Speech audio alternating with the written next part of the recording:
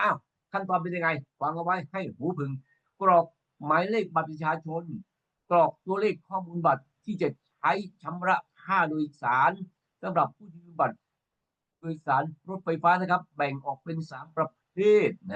นั่นก็คือประเภทแรกบัตรแรปปิดใช้กับรถไฟฟ้า4สายคือสีเขียวสีทองสีชมพูสีเหลืองใครมีระเบียบฟังทางนี้ส่วนบัตร MRT พาสนะครับใช้กับรถไฟฟ้า2สายก็คือสายสีน้ำเงินและสายสีม่วงMRT พาสมาใช้ทางนี้บัตรยูโรเพย์มาสเตอร์การ์ดแอนด์วีซ่า EMV